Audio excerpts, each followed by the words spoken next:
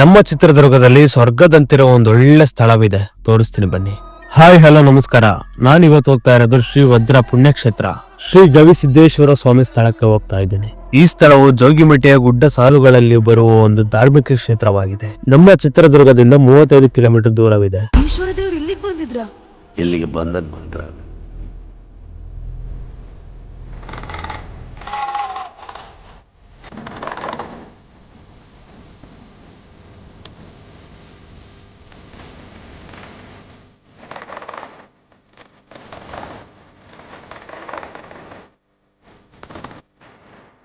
ಈ ಸ್ಥಳಕ್ಕೆ ಐಮಂಗಲದಿಂದ, ಇಂಗಳದಾಳಿಯಿಂದ, ಚಿತ್ರಳಿಯಿಂದ, ಹೊಳಲ್ಕೆರೆಯಿಂದ ಹಲವು ಮಾರ್ಗಗಳಿಂದ ಹೋಗಬಹುದು. ಶ್ರೀ ಗವಿಸಿದ್ದೇಶ್ವರ ಸ್ವಾಮಿ ವಜ್ರವು ಈ ಹಿಂದೆ ಕೊಳಲ್ ಕೆಂಚವ ದೂತರು ತಪಸ್ಸು ಮಾಡಿದ ಐತಿಹಾಸಿಕ ಮತ್ತು ಧಾರ್ಮಿಕ ಹಾಗೂ ಆಧ್ಯಾತ್ಮಿಕ ಸ್ಥಳವಾಗಿದೆ. ಈ ಸ್ಥಳವು ಹಲವು ಪ್ರಾಣಿ ಪಕ್ಷಿಗಳಿಂದ ಕೂಡಿದ್ದು ಯಾವುದೋ ಮಲೆನಾಡು ಪಶ್ಚಿಮ ಘಟ್ಟದ ತಾಣದಂತೆ ಕಾಣುವ ಇದು ಇಲ್ಲಿ ಮಳೆಯ ನಂತರ ಹಸಿರಿನ ವೈಭವ ಶುರುವಾಗಿ ಹಿಂಗಾರು ಮಳೆಗೆ ಮತ್ತಷ್ಟು ಹಸಿರಿನಿಂದ ಹಿಗ್ಗುತ್ತದೆ.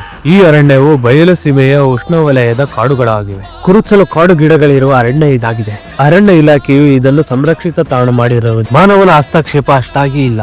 16 ಕಿಲೋಮೀಟರ್ ಚಾಚಿರುವ ಗಿರಿಸ ಕೊಡಗು ಚಿಕ್ಕಮಗಳೂರು ಜಿಲ್ಲೆಯ ಸ್ಥಳಗಳಂತೆ ಕಾಣಬಹುದು. ಕಣ್ಣಿಗೆ ಸುಂದರವಾದ ಚಿತ್ರಣ, ಮನಸ್ಸಿಗೆ ಆನಂದ ಉಂಟು. ಪಿಕ್ನಿಕ್, ಹೊರ ಸಂಚಾರಕ್ಕೆ, ಜನಜಂಗುಳಿಯಿಂದ ದೂರವಾಗಿ ಪ್ರಶಾಂತತೆ ಹುಡುಕುವವರಿಗೆ ಹೇಳಿ ಮಾಡಿಸಿರೋ ತರ ಇದೆ.